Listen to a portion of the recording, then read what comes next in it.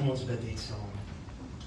Here, ons kom sê vir U dankie dat ons vandag net hier kan kom sing in die teenwoordigheid. Dankie dat ons op 'n plek kan kom om te kan sê, I surrender all into your hands. Here, dit is so amazing om te kan weet dat U elke pyn en elke smart en elke seer en elke ding wat ons deur worstel in ons lewe op U geneem het. En dat U vir ons daar oorwinning kom gee. Ons loof U vir die reën wat hier buite val en ons vra dat U ons harte sal stil maak en dat ons net rustig na U woord kan luister soos wat hierdie reën val. En dat ons net so die seëninge van U af uitgestort kan word ons elkeen in Jesus naam. Amen. Nou, ons het begin met hierdie boek Wanneer God stil is en ek het besluit om 'n bietjie oor hom te kom gesels met julle en vir julle 'n bietjie te kom lei in die sin van onbeantwoorde gebede. En elkeen van ons het al op 'n plek gekom wat jy geworstel het met 'n gebed wat dalk nie beantwoord is nie, of iets wat gebeur het en dat dit jou geloof geknak het, laat dit jou seer gemaak, laat jou gebreek en dat jy dalk gevoel het, Here, maar ek sukkel om te glo, ek sukkel om te vertrou, want hierdie een gebed is nie beantwoord nie. En dit kan vir jou dalk 'n geweldige groot gebed gewees het, of dit kan dalk wees dat jy soos ek in jou eie stupidity, as ek dit so kan stel, 'n gebed gebid het, Here, maak die hond stil, Here, slaan hom met 'n weerligstraal dat ek net kan slaap. And guess what, die hond blaf nog steeds, elke aand. En laasweek het hulle vir my toe ons huis by die Here te sê, iemand vir my kan nie onthou wie, die sê, dit doop nie, jy moet dalk bid dat die Here die stembande sal wegvat van die hond, laat hy kan blaf en niks meer kan hoor nie. En ek het probeer die week en dit het nog steeds nie gewerk nie. Nou die groot realiteit is dat jy ook kan voel, maar Here is dalk iets stupids, maar dis dalk iets groots en ek bid en ek sukkel en ek stoei. Maar hoekom antwoord nie hierdie gebed nie? En as jy gaan kyk in die woord van die Here, dan sal jy sien, daar's 'n paar plekke waar dit voorkom, dat dit lyk dat mense uitgeroep het en gebid het en gepleit het en geskree het tot God en daar was nie antwoorde nie. Psalm 22 vers 2, dis 'n gebed van Dawid. Hy sê, my God, waarom het U my verlaat? Ver van my hulp, van die woorde van my gebrul. Hier's Dawid wat uitroep en hy stikkend en hy sien dit eintlik reg deur sy psalms dat hy op verskeie plekke uitgeroep het, gebid het in depressie, gebid het in wanhoop, gebid het in negativiteit en gesê, Here kom help my, Here kom rig my op, Here kom maak my sterk. En wat het gebeur? Keer op keer dan sien jy dat hierdie gebede van hom dalk nie beantwoord was nie, of in sy siening dalk nie beantwoord was nie. En vandag gaan ek vir jou kom wys dat in midde van 'n gebed wat dalk nie beantwoord word nie, is daar tog steeds God se teenwoordigheid en God se vrede wat jou kan oprig en vir jou geweldige oorwinning en kalmte kan kom gee. So vandag gaan ons bietjie na hierdie gedeelte kyk, maar as jy gaan kyk hier dan na een van die grootste gebede wat Jesus self gebid het in Markus 14, jy sien hom eintlik in Matteus, Markus, Lukas en Johannes, in al 4 van die sinoptiese evangelies, sien jy hierdie gebed en hy sê, Abba Vader, alle dinge is vir U moontlik, neem hierdie beker vir my weg, want nogtans nie wat ek wil nie, maar wat U wil. Nou hierdie gebed was 'n gebed wat Jesus gebid het in angs. Hy was in die tyd van Getsemane gewees en terwyl hy daar was, sê die woord vir ons dat hy so angstig was dat sy sweet het bloed geword, sy trane het bloed geword en hy het regtig in angs en in spanning gebid en vir die Vader gesê, Vader, laat hierdie beker verby my gaan, wees my genadig, dis te groot om te kom dra. Maar nog steeds moes hy hierdie prys betaal. Nog steeds moes hy deurgegaan het. Nog steeds moes hy hierdie seer en alles deurgaan. Hoekom? Want God het 'n plan gehad en hy het gesê hierdeur sal daar verlossing vir die wêreld kom. Met ander woorde, as Jesus nie op daai plek was nie, as Jesus nie gebid het en gesmeek het en gepleit het vir die oorwinning by God nie, dan was dit geen doel gewees nie. As hy nie deurgestoei tot die kruis nie, en as hy nie daar gesterf het en sy asem uitgeblaas het nie, dan sou ek en jy vandag nie hier gesit het nie, dan het die kerk internasionaal nie bestaan nie. Dan het Petrus nie opgestaan en begin preek nie, dan het duisende nie tot bekering gekom nie, dan het ons nog steeds maand na maand 'n skaap gevat en gaan offer in die tempel voor God. Hy het 'n verandering kom plaas maak. Hy het iets kom verander vir jou en my, sodat ek en jy kan vas staan in ons geloof. Nou hierdie skrywer van hierdie boek, sy naam is Peter Greg en sy vrou Sally, Hulle vertel hierdie verhaal en hierdie is eintlik baie besonder, want as jy na hulle gaan kyk, hulle lewensverhaal, dan kom jy agter dat hierdie was 'n man en 'n vrou wat mense geleer het om te bid. Hulle het eintlik 'n gebedseminar begin wat hulle mense opgelei het en gesê, dis wat jy bid, dis hoe jy bid en dis hoe jy die krag van die gebed van die Here deel van jou lewe kan maak. En hulle het elke aand voordat hulle in die bed klim, het hulle saam gebid. En weet jy sê, dat hy het vir sy vrou gebid en die Here gepleit elke aand om te sê, Here beskerm my vrou, wees haar genadig, wees met haar sodat sy gesond kan wees, hou jou hand oor ons kinders en ons pasgebore babatjie, dat alles net kan goed gaan met ons. En hierdie aand, soos al die ander aande, het hy in sy bed aan die slaap geraak en hy het wakker geword met sy vrou wat langs hom benoud is en geskree het vir hulp en geskree het en gesê, help my, ek het seer en hy het wakker geskrik en dadelik eerste reaksie is die babatjie okay? En hy sien die babatjie is vas in die slaap. Dis nie die babatjie wat huil nie, dis nie die babatjie wat skree nie. En hy kyk na sy vrou en nog voordat hy vir haar kan sê, wees net rustig, jy's okay, hier's niks naby jou nie, want hy het gedink, sy het geskrik vir iets in die nag.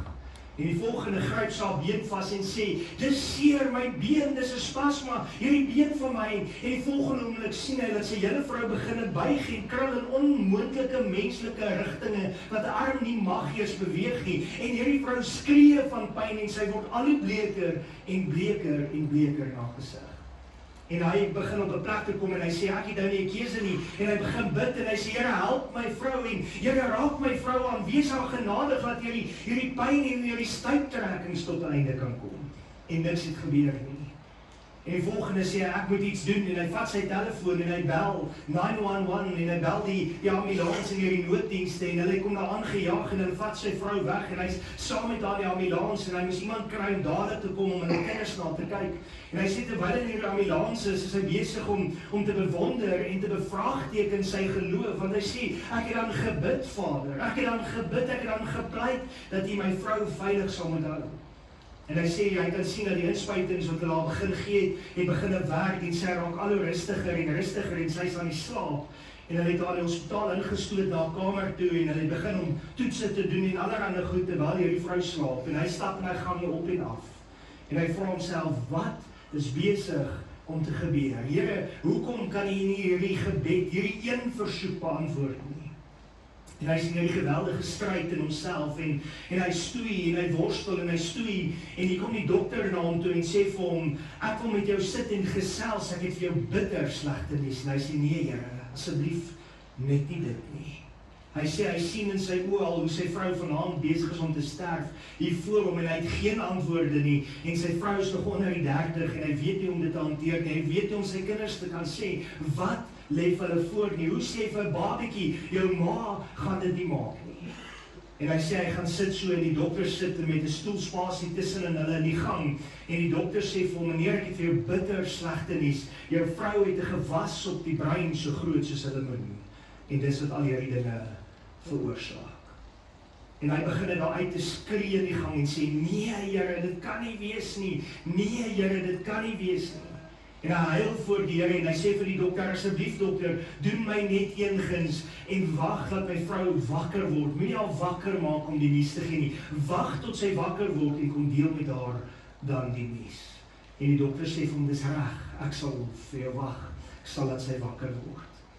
En hy skryf verder en sê dat hy sit daar in hierdie hospitaalkamer en intussen het daar ouers daar aangekom en hy weet van hierdie gewas, hierdie lemoengrootte gewas op haar brein, wat hierdie drukking veroorsaak en hierdie spanning veroorsaak en dat hierdie vrou bitter siek is en hy sê, hy sit in hierdie plek en hy sit met hierdie seer in hom en hy kan niks sê vir sy skoonouers nie, hy kan nie 'n woord met hulle spreek oor wat hy gehoor het van hierdie dokter af nie en hy sit met hierdie worsteling hier binne in homself en hy sê, ek wens net ek kan praat, ek wens net ek kan deel, ek wens ek kan vir iemand sê, ek wens net ek kan hierdie las van my skouers afkry en hy kan niks sê nie. En hy kyk vir sy vrou, sy asemhaal en hy kyk hoe bleek is sy in haar gesig en die trane rol af van sy wange en hy weet nie wat gaan aan nie. En hy sê die volgende het sy vrou wakker geword en almal het haar gegroet en drukkies gegee en bly gewees, sy's wakker en die volgende toe sê hy vir haar ouers, kan julle asseblief uitbeweeg dat ek en die dokter met haar kan gesels. En toe die ouers uitbeweeg, kom die dokter ingestap en hy maak die deur agter hom toe en hy kom staan daar by haar bed en hy vat haar aan die hand en hy sê vir haar, mevrou, ek het vir jou slegte nuus. Jy het 'n gewas op die brein, so groot, soos 'n lemoen. En hy sê dat die volgende oomblik kan hy hoor hoe sy vrou begin huil en skree, nee Here, dit kan nie wees nie. Gebroke, stikkend. Mense wat altyd gebed gedoen het. Mense wat altyd bly glo het. Mense wat ander gelei het en geleer het om te bid, wat op 'n plek is wat hulle gebede nie beantwoord word nie, waar hulle stikkend is voor God. En hy skryf daar dat deur hierdie tyd wat hulle stoei en worstel en moet uitvind, kan hulle opereer nie, is hy deur hierdie geweldige spanning van wat hy alleen hierdie kinders moet grootmaak. En hy kan nie help om anders te dink nie, dat sy vrou se lewe tot einde gaan kom nie. En hy sê dat hy sit met hierdie stryd, en hy hou hierdie kind vas, en hy probeer dink by homself, hierdie babatjie wat in sy arms is, hoe moet hy hierdie babatjie leer en vertel van sy ma, wat dood is, of weg is, en die deel van sy lewe kan wees nie. En hy stikkend, hy is gebroke, en hy sê, die dokter kom na hulle toe en sê, ek het vir julle goeie nuus, ons kan opereer, ons kan daai gewas uitsny, maar ek kan nie sê wat se skade daar gaan wees nie, en ons weet nie of die probleem opgelos gaan wees nie, ons weet nie of alles reg gaan wees nie, maar ons kan hierdie gewas uithaal, dis daarom die goeie nuus. En hulle sit daar en hulle gesels en hulle bly vertrou, maar hy sê terwyl hulle die nuus kry, is daar aand wat hulle eintlik stikkend is en huil voor die Here, en sonder dat hulle weet, het daar 'n groep mense bymekaar gekom in die hospitaal se kapel. En 'n groep mense het begin bid en tot die Here geroep, en die Here gepleit vir genade, gepleit vir genesing, gepleit vir wonderwerk, dat hierdie gewas net moet verdwyn, en dit het nie gebeur nie.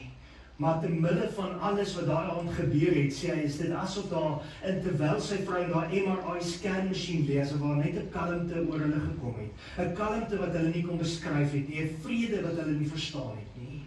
En daar was net 'n rustigheid. En terwyl sy in daai MRI-masjien gelê het, het die dokter in die donker, het hulle Psalm 91 gefluister. Hy is my toevlug en my bergvesting. Die Here is my toevlug en my bergvesting, en hy sê, hy stap nog daar die gange op en af, en hy vra homself, waar kom dit vandaan, want my geloof is gebreek, my geloof is geknak, waar kom dit vandaan? En min wetend was dit as gevolg van die mense wat gebid het, die mense wat in 'n kapelletjie by mekaar was en gesê het, Here, wees hierdie mense genadig. En as mens daarna kyk, dan besef 'n mens net weer, dat te midde van die moeilikste omstandighede van jou lewe, te midde van die grootste stryd wat jy kan deurstoei, kan die Here op 'n plek kom wat hy vir jou sê, ek sal vir jou vrede gee. Ek sal vir jou rus gee. Ek sal vir jou kalmte gee. Hy is by jou. Hy is by jou. God se stilte is nie selfwesigheid nie. Hierdie was ding wat my hart geslaan het, want ek verstaan dat hierdie mense deurgaan met Samantha se gesondheid, is ons deur 'n soortgelyke paadjie, maar ons het ook baie keer gestoei en gesê, Here, maar jy stil, en ons kry nie antwoord nie, ons kry nie dit wat ons wou gehad het nie, en dan dink jy, maar God is afwesig, en eintlik is hy nie afwesig nie. En Getsemane was God stil, hy het nie geantwoord soos Jesus dit sou wou gehad het nie. Jesus wou dit ook gehad het en gesê, dis reg, ek sal 'n ander verlossingsplan soek, maar nee, die Vader het geweet, deur hierdie kruisiging is dit net die weg, die enigste weg, waar die mens se saligheid kan kom. En hy het daai besluit geneem en gesê, hy gaan niks antwoord nie, want hy is besig om verlossing te bewerk. Ek en jy wat terugkyk na die kruis toe sê, dankie Here, dat U vir Jesus die krag gegee het om op te staan. Die oomblik toe hy verraai was, of die oomblik toe hy mense deur hy miskien gegaan het, het hulle vrede gekry, net soos wat Jesus gekry het. Nou, wat eintlik vir my verstommend is, die oomblik toe hulle gesê het, hier kom die een wat U verraai, hier's Judas Iskariot op pad, wat het gebeur? Jesus het opgestaan met autoriteit, met boldness, met vrymoedigheid, met vrede in sy hart, dat hy gesê het, vat my. Die oomblik toe Petrus in geweld die swaard uitruk en hy soldaat se oor afkap, het Jesus nie kwaad geword of angstig geword nie. Hy het in liefde neergesak, die oor opgetel, dit teen die ou se gesig gehou en die oor weer aangeheg en hy het aangegaan en gesê, vat my, kalmte, vrede.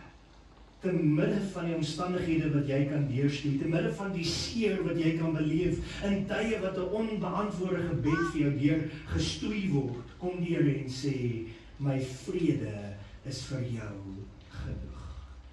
Moeilike omstandighede, maar vrede wat alle verstand te boven. Nou, met my en Samantha se verhaal, is ons deur 'n soortgelyke tyd gewees. Die eerste keer wat sy vir haar operasie gegaan het, was dit 'n operasie wat 30 minute moes gewees het. 'n Klein operasietjie wat die dokter gesê het, moenie worry nie, alles sal goed loop, binne 30 minute is jy terug in die saal. En daai dag was dit nie so nie. Ek het nie eens kans gehad om behoorlik te groet in die saal nie, want ek moes hardloop om 'n dokument te kry om te sê, hier's die vrywaringsvorm vir die dokter geteken, hy kan aangaan met die operasie. Ek kon haar nie eers groet nie, ek kon haar nie eers sien voor die tyd nie, ek moes die dokument gaan haal.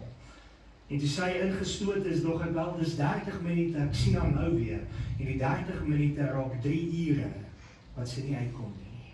Geen antwoord nie, weet nie wat aangaan nie. En die volgende sien ek, hier kom 'n vrou in wat verskriklik bleek is en verskriklik siek is en hulle sê vir my, het was 'n baie groot operasie, 'n vrou gaan nie huis toe nie, ek kan maar 'n tas gaan haal, want dit sou 'n dagoperasie wees van in en uit en hier moet ek hoor, hulle het my vrou 'n keisersny gegee en sy het 'n sakkie met bloed en weet nie wat alles nie. En die dokter kom na my toe met trane in sy oë en sê vir my, Daniel, jou vrou het amper op daai tafel uitgebloei voor my vandag. En ek het gesit, ek kon niks doen, ek kon niks regkry nie, daai bloeding wou net nie stop nie. En deur die genade van die Here kom dokter Snyman ingestap, wat 'n volgende operasie moet doen, en hy sien hier's moeilikheid, en hy gryp in, en hy help. En deur die Here se genade, 'n wonderwerk van God, stop die bloeding. Hy sê, dis genade, dat jou vrou hier is. Maar hy sê toeselfde oomblik vir ons en sê, dis nag, die endometriose is baie erg, is baie groter, as wat ons ooit kon gedink het, of ooit kon begryp het, of ooit kon verstaan het, en hy sê vir ons, hoe erg dit is, en dat alle organe mekaar vas is, en hy sê vir ons, hy het geen antwoorde nie, dis te groot, dis te gevaarlik, hy kan nie met al werk nie. En dit gaan beter vir 'n hele tydperk en ons is positief en ons bly bid en ons vra vir die Here een gebed en ons smeek en sê, Here asseblief, maak Samantha vry van hierdie stryd. En die gebed word nie beantwoord nie. Eendag kry ek die oproep van 'n werk af wat Elizabeth my bel en vir my sê, Daniel, your wife has fainted, has fallen because of pain. She cannot work. You have to make a plan. It cannot go on like this. Ek jaag na werk toe en ek dink myself, wel, ons mediese fonds op daai stadium vat net Midval privaat hospitaal. Ek jaag na daai hospitaal toe, na die ongevalle toe en ek sê, help my vrou kan nie meer nie, sy het ontsettende pyn. Wat sê die hospitaal vir my? Meneer Groewe, jy is welkom, ons kan haar opneem, ons kan haar behandel vir pyn, maar jy moet R5.000 neersit. En my hart is stikkend en ek sê, Here, maar ons het gebid, ons het dan gevra, ons het gepleit by U dat U haar moet gesond maak en nou moet ek sukkel. Die hospitaal kan haar nie opneem nie. Wat moet ek doen? Moet ek die huis betaal of moet ek die hospitaal betaal? Wat maak ek? En ek onthou ek loop mismoedig kar toe stikkend en ek sê nie 'n woord nie. Ek is briesend kwaad hier in my gemoed. En ek stoei en ek vat my selfoon en ek bel hierdie dokter wat met sy vingers in sy hare gesit het en gesê het, ek het nie vir jou antwoorde nie, ek kan nie help nie, haar endometriose is te groot. En ek bel hom, en ek sê vir hom, jy moet my help, ek het geen uitweg nie. En hy sê vir my, bring haar vir 'n inspuiting, ek sal ons in die kantoor of in die spreekkamers inspuiting gee. Bring haar soheen toe, kry die inspuiting en dit help haar vir 2 ure. Vir 2 ure is die pyn weg. Daarna sit sy weer met daai pyn en sy steek haar hand en stoei en met 'n gesukkel om te skuif van een medies na ander medies toe en ons kry dit uitgesorg en ons kry 'n verbetering op die mediese fonds en ons gaan na 'n ginekoloog toe met die verslag van hierdie dokter af en daai dokter het anders ondersoek nie. Hy het letterlik die boek so oopgemaak, gekyk na die verslag, toegemaak en gesê, ek kan jou nie help nie. Jy moet Pretoria toe gaan. En hy skryf ons na dokter toe in Pretoria. Die dokter sien haar en sê vir haar, jy moet geopereer word so gou as moontlik, dat ons hierdie goed kan uitkry en kan kyk wat daar binne aangaan, want hy kan nie alles sien nie. En hy doen hierdie operasie wat 'n groot operasie was en hy kom uit en hy's baie positief, want hy is een van die wêreld se beste dokters in hierdie gebied en hy sê vir haar, mevrou Groewe, jy gaan alright wees, jy gaan goed wees, jou baarmoeder is reg, jou eierstok is reg, jy kan selfs normaal kinders kry, en ons is opgewonde, want dis die begeerte wat daar was, om 'n kind in ons huwelik saam te kan hê. En ons sê vir die Here dankie, en ons is opgewonde, en ons pleit voor God, en sê, Here, help, maak vir ons die weg, dat ons deur hierdie paadjie kan stoei. And guess what happens? Hier sit hierdie vrou weer, met pyn wat sy wieg, vorentoe, agtertoe, naald in die hand, wat sy steek en net sê, ek kan nie meer nie, en dat pynpille nie meer help nie, en die Here ons sê ek van, nadat ek ook van 'n Roodepoort afkom, nadat ek die hele dag gewerk het, sê ek van, ek gee nie om nie, vandag ry ek hier Pretoria toe, en jy word opgeneem, en dit kan nie so aangaan nie, kan nie aangaan nie, en ons kom daar die aand laat, hier 11 uur se kant by Pretoria se hospitaal, en hulle neem haar op, en die dokter sê vir die maandagoggend, nadat hy ondersoek het, en hy sê vir, jy het nie 'n keuse nie. Die enigste uitweg. Ons moet 'n hysterektomie doen. Dit moet uit. Daai slag my hier tussen die oë en ek het geweet dis wat op pad is. En ek probeer die hele tyd sterk wees vir Samantha. Maar Samantha was die een wat smal en vir die dokter sê, okay, en ek moet vir haar wegsteek dat ek okay is, of wys dat ek okay is, maar eintlik was ek nie okay nie, want Here ons het gebid. Here ons het gepleit. Here, ons het gehuil vir U. Here, ons het U gesmeek. Maak haar gesond. En dit gebeur nie. In my hart weet ek, Here, hierdie vrou kan nie aangaan met die pyn nie. En ek wil die operasie laat gebeur, laat net kan klaar kry. En die dokter sê vir ons, ek kan nog nie opereer nie, want ek het 'n nekoperasie gehad, so ek moet nog 11 weke wag, as ek nou reg onthou. En ek dink myself, Here, hoe gaan se man van nog 11 weke moet deurstoei? Deurstoei met pyn. En ons sit en huil en bid en stoei en sukkel en het hoop van daar gaan 'n operasie kom, daar gaan verligting kom. Maar Here, hoekom is hierdie gebed nie beantwoord nie? Here, hoekom is daar nie 'n wonderwerk plaasgevind nie? Here, dis die enigste ding wat sy nog ooit gesmeek het en gevra het van U af. En dit gebeur nie. Hoekom nie?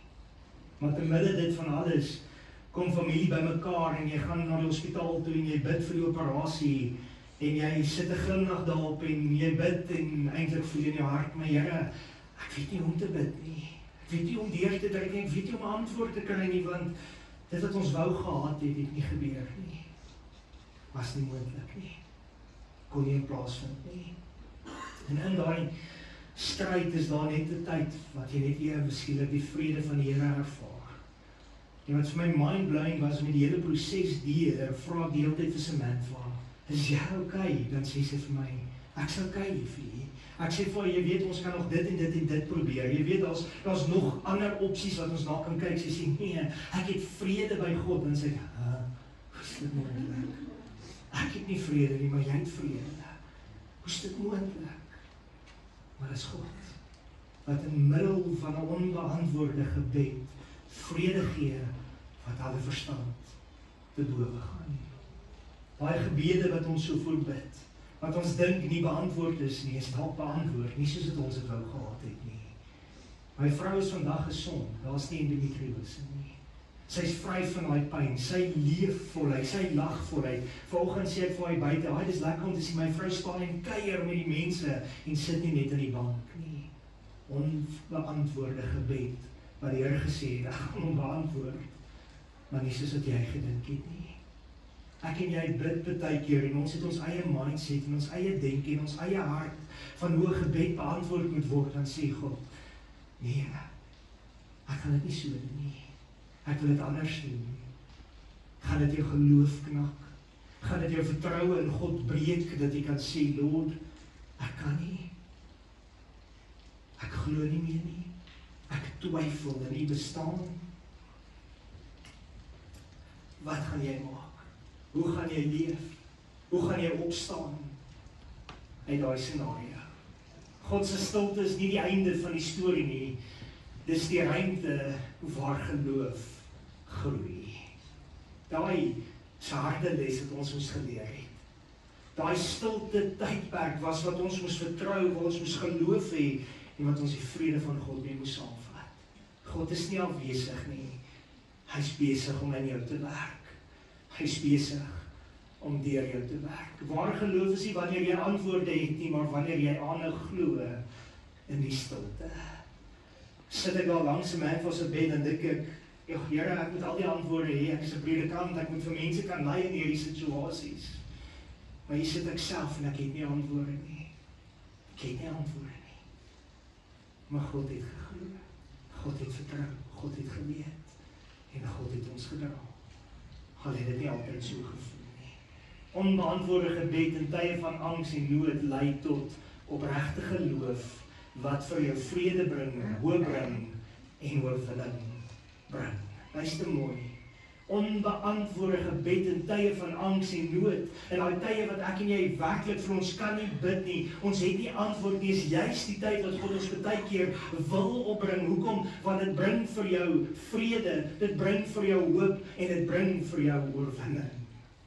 Tja, dit lyk nie altyd so nie, maar daar is oorwinning. Hou vas aan Jesus. Psalm 13 vers 1 tot 6 is wat Dawid geskryf het. Hy sê, die Psalm van Dawid, hoe lank, Here, sal U my altyd deur vergeet? Hoe lank sal U vir my U aangesig verberg? Hoe lank sal U planne beraam in my siel met kommer in my hart oordag? Hoe lank sal my vyand hom oor my verhef? Aanskou tog, verhoor my, Here, my God, verlig my oë sodat ek nie in die dood inslaap nie, sodat my vyand nie kan sê, ek het hom oorwin nie, en my teestanders nie juig as ek wankel nie. Maar ek, op goedertierenheid vertrou ek, my hart sal juig oor U heil, en ek sal sing tot eer van die Here, omdat hy aan my goed gedoen het. Hy's te mooi, jy moet deur daai tydjie stoei van ongeloof, jy moet deur daai tydjie stoei, wat dit voel as hy nie beantwoord word nie, sodat jy op hierdie plek kan kom, sodat jy goedertierenheid kan vertrou, sodat jou hart kan juig, en jy die heil van God kan sien. Daar is hoop, daar is oorwinning, daar is 'n antwoord, al lyk dit nie altyd so nie. Petrus sê, geloof is nie die vermoë om te sien wat jy wil hê nie, maar om te bly glo dat God goed is, al gebeur dit nie. By die einde van hulle verhaal was die operasie het goed gegaan, maar hulle het al nie teen volle genees nie. Sy kry nog steeds elektriese aanvalle. Sy het nog steeds baie keer daai pyn. En baie keer dan moet hulle deur al daai smart en goed weer en weer gaan, want dit is 'n permanente probleem wat hierdie vrou gehad het. Wat sy mee moet leer om saam te leef. Maar wat hou haar staande? Geloof. Geloof. Geloof. Wanneer groei jou geloof? In toetse. Ag, dit louter vreugde wanneer dit allerhande beproewings kom, want dit bewerk lydsaamheid. Ek en jy moet deur beproewings gaan. Ons moet getoets word, ons geloof moet na gekyk word, en glo my, nie een van ons word vry van hierdie toetse nie. Ek en my invas sou graag heeltemal 'n paadjie wou gehad het. Ons sou graag heeltemal 'n paadjie wou stap, maar die Here het gesê, dis die paadjie wat jy moet stap. Hoekom? Want julle geloof moet groei. Julle geloof moet sterker word. Luister gou, God se vrede is groter as sy stilte. Filippense 4 vers 6 en 7. Wees oor niks besorg nie, maar laat julle begeertes in alles deur gebed en met smeking met danksegging bekend word by God. En die vrede van God wat alle verstand te bowe gaan, sal julle harte en julle sinne bewaar in Christus Jesus.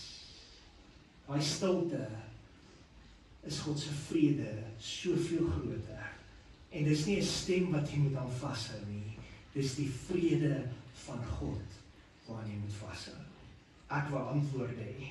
Ek wil altyd alles weet en alles verstaan en alles probeer uitanaliseer in my kop. En die Here het vir my gesê, nee Daniel, vrede. Vrede.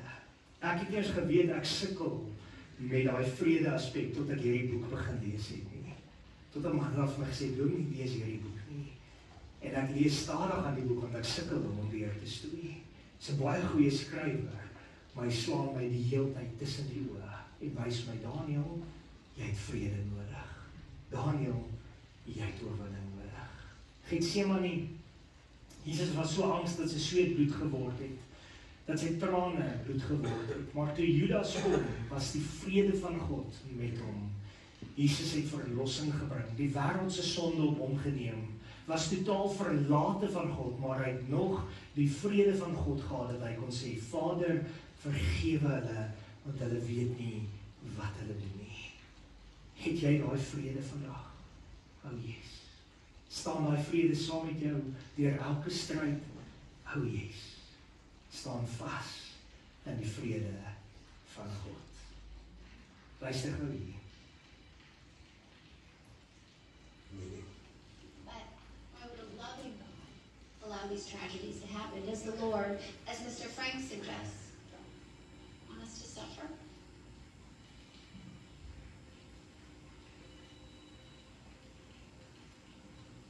I asked for strength, and God gave me difficulties to make me strong. I asked for wisdom, and God gave me problems to solve. I asked for courage, and God gave me dangers to overcome. I asked for love, and God gave me troubled people to help. My prayers were answered. Sê daar luister, dink jy nog jou gebede is nie beantwoord nie? Jy bid vir liefde en die Here stuur vir jou 'n moeilike man of 'n moeilike vrou of moeilike mense. Jy bid vir genade en die Here gee vir jou moeilike omstandighede. God het beantwoord. Nie soos jy wou hoor nie of wat jy wou gehad het nie. Hy het beantwoord.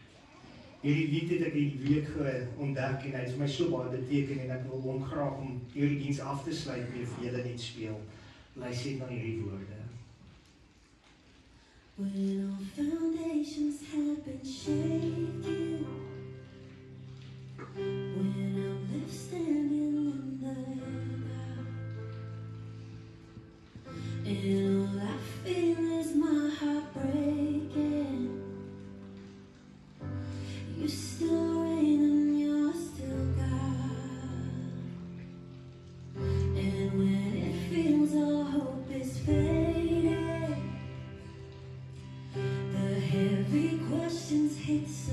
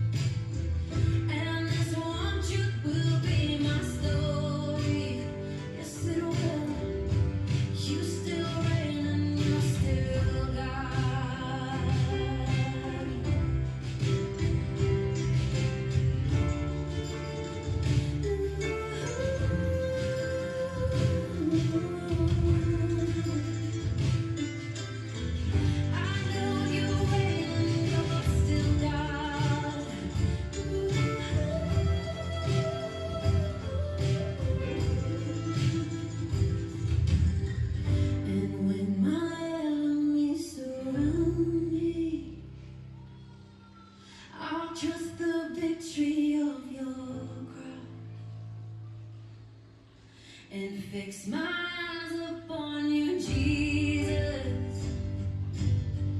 For you are God and I am not. You are good and you are faithful,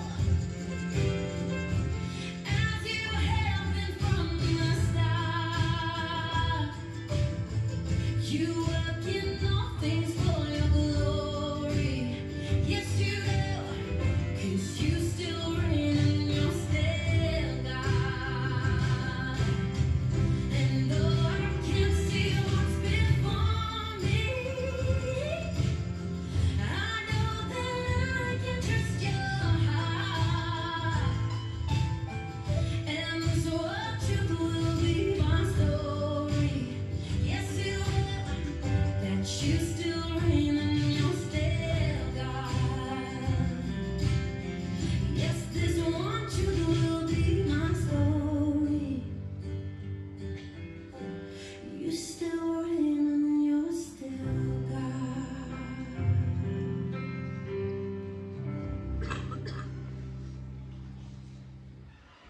Dat hy baie diep dink. You still reign and you're still God. Romeine 8:28 sê vir ons, want ek weet dat 'n gedagtes, ekskuus my kop is aan 'n plek, want ek weet vir hulle wat God liefhet, alles ten goeie meewerk, vir hulle wat na sy voorneme geroep is. Alles werk ten goeie vir die wat die Here liefhet. Alles.